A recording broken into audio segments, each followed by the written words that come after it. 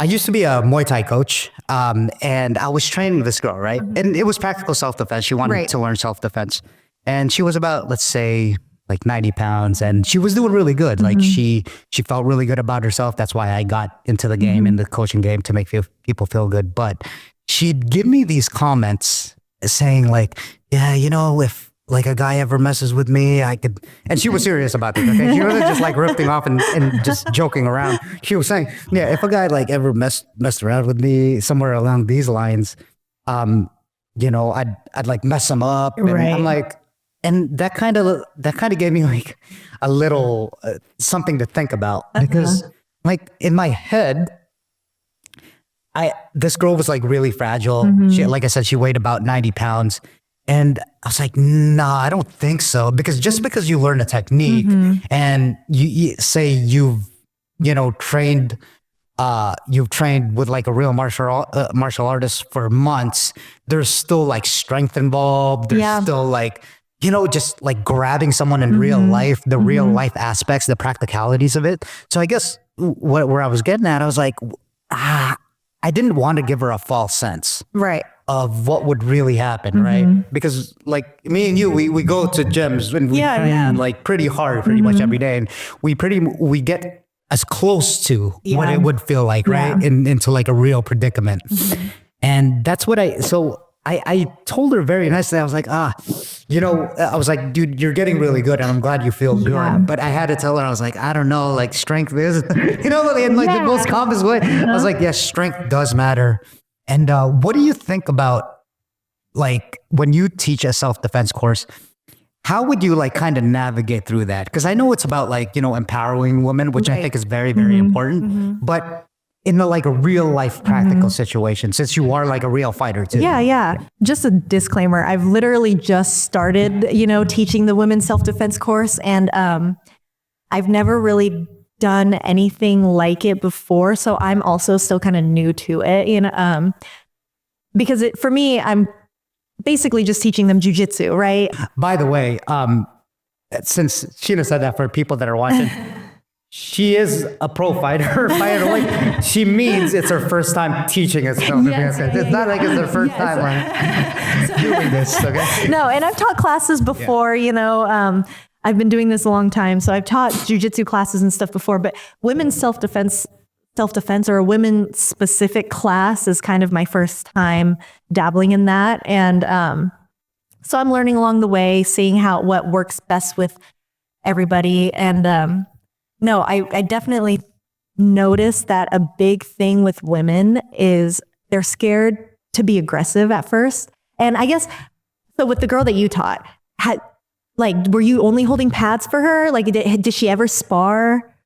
No. That's the thing. I think that's the big thing about like self-defense in general for anybody, right? Is unless you really have that like live action experience, practicing, like repping a move over and over and over again will get you so far.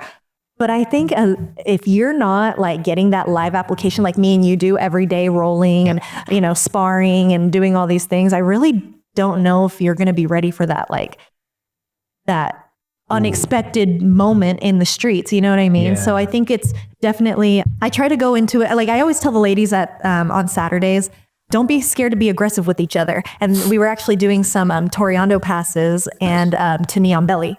And a lot of the women were like falling over because they couldn't hold themselves up in knee on belly. And I was like, well, put your weight down on her. And they were all like, but I don't want to. And I had to tell them, think about it like this. A guy on the street attacking you doesn't care how much weight he's putting on you. So even if you feel bad doing it to her, she needs to feel it too. You know, so it's not just about you learning how to do a Toreando pass. It's also about her feeling what it's like to have that weight on her. Yeah. So it's kind of definitely like just opening their eyes to, it's much more than learning how to do a move. It's also about feeling what it's like in a controlled environment, and so that you're not surprised by it later. I mean, you're obviously always going to be surprised by like a random attack, but you know, like at least now you're like, oh, I felt this before. Yeah. You know, that's a really great point. number one, two things to that. Yeah, you're right. Like when you asked me, like, has she sparred before?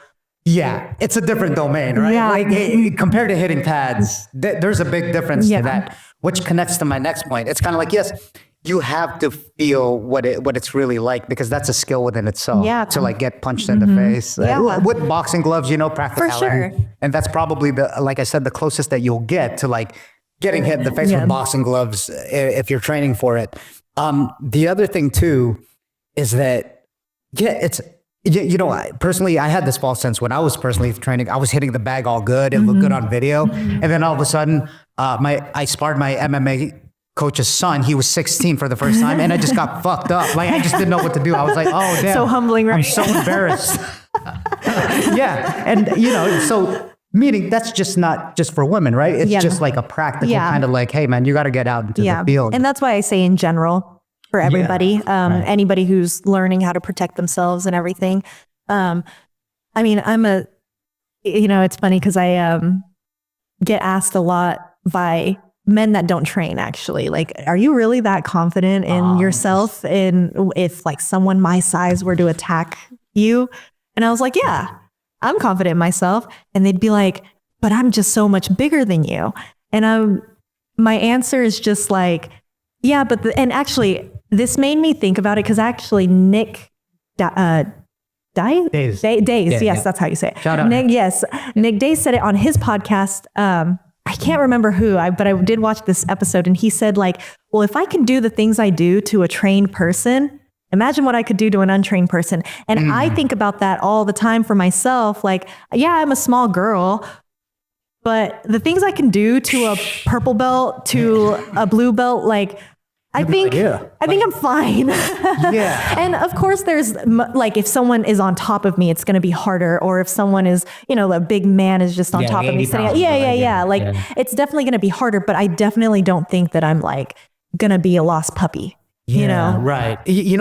There's another thing to that. And it reminds me of the Jerry Shapiro podcast that I was on, because he was telling me that, when people would meet him, relating to what you just said, when people would meet him, it's kind of like, oh, who's this like smaller guy and stuff like that. But fucking hell, like if you went with him, oh, dude, it's like, I couldn't even explain it. Like if you went with him, you'd get totally just ripped apart. Yeah. But that's interesting, right? Because like say what you just said, it's kind of like, oh, are you really that confident with yourself? Yeah. Untrained people just have no idea. They have no idea. Crazy. And that goes with, a lot of them probably have never been punched in the face before.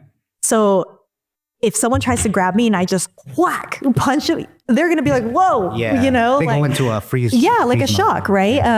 Actually I did this thing. So, I did some tactical training for the first time, a couple Sundays ago. And we were doing like gun disarming and knife, training and stuff, just learning some, scenarios. And we did a car scenario, and our trainer said, okay, so the passenger is going to be your attacker. You're going to be in the driver's seat, and I'm not going to give you any hints or any like tips on what to do. I just want to see your reaction. And I was like, okay, cool. So I'm like pretending to drive, and then he goes, okay, action. And I wait for the knife to come up, because obviously usually I wouldn't know when the knife is coming up. And my passenger attacks me with the knife, and I like grab it and I just go, whop, and I just start punching him, and he's like, whoa. And then of course he had headgear on, and it was all safe and everything.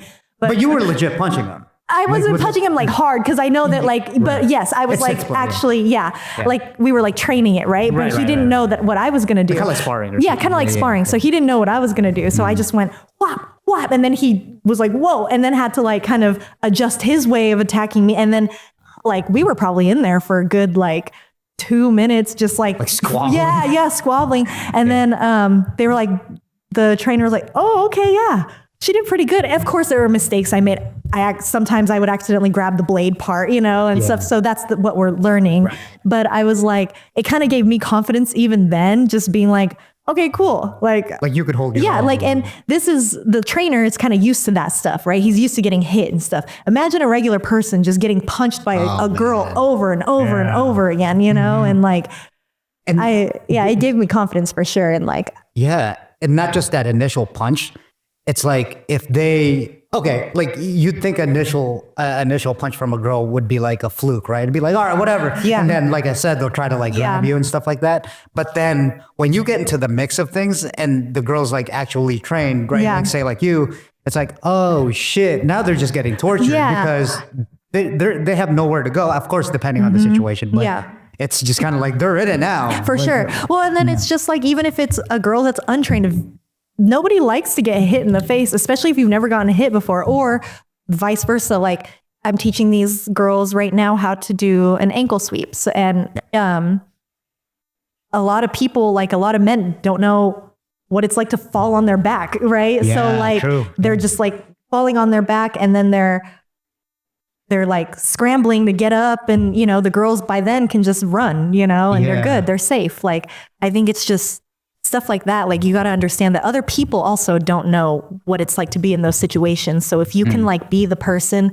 to protect yourself first and like be ahead of the game with, oh, he's attacking me, but I'm already prepared, I'm going to do this. And then he like fumbles and now you're out, then great, you know?